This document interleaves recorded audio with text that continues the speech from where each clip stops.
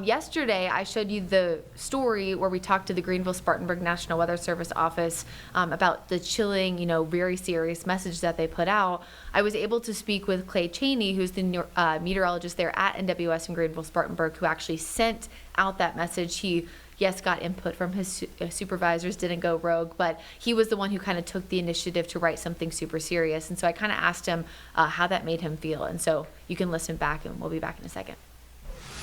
So when we started to compare great floods of 1916 and how the actual forecast from Helene was going to exceed the record from that, that's when I kind of took it upon myself to really help write a message that would sound very urgent. And whenever you see meteorologists in particular, when it comes to a big weather event, if there's historical context being driven behind it, you probably want to listen and actually heed all warnings that are put out. And so, of course, we appreciate Clay talking to us about, how that felt, things like that.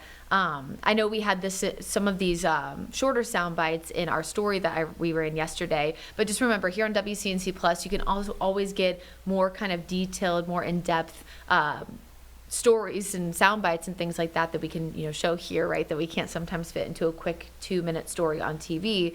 And so we'll go back now to Trisha Palmer, the meteorologist we talked to yesterday, where she talks more about how social media and the phone calls and having multiple ways to get warnings was really imperative to help keep people safe. Because remember, it's not just TV, it's not just social media, but sometimes it's your friends or family giving you a heads up. We're constantly trying to message to our partners. This is one for the record books. This is the big one.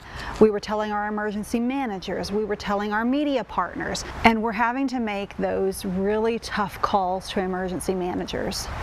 And those were hard conversations to have. The National Weather Service, we don't really have a direct interface with the public like you folks in the media do. Our best way to reach them is via social media. And so we send it out on Facebook, on X. We need to get this message, this hard-hitting message out to the public. We got comments later from people outside of the Carolinas saying that they saw it and they got scared. And they picked up the phone and called family members.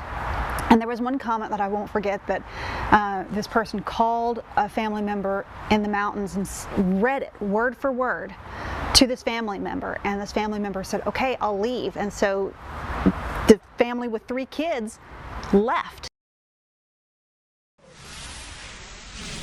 And so I think that goes back, Tim, to communication being so important. It's not just what you're saying, but also all the different ways that you're able to get out or disseminate the information. So using all of your partners like the NWS uses. They use us, local media, emergency responders, amateur radio operators. And I think that connection and us all working together is so important. Yeah, it really is. And it's not just what you're saying, but like you said, the tone that you say it, whether that be with text. And in that case, they used a lot of urgency and they used a lot of serious language and historical context. We do that as broadcasters too. You can say the same thing a whole lot of different ways. And hey, I want you to know this really fast. This is going to be serious. Like, those are important things that we can do.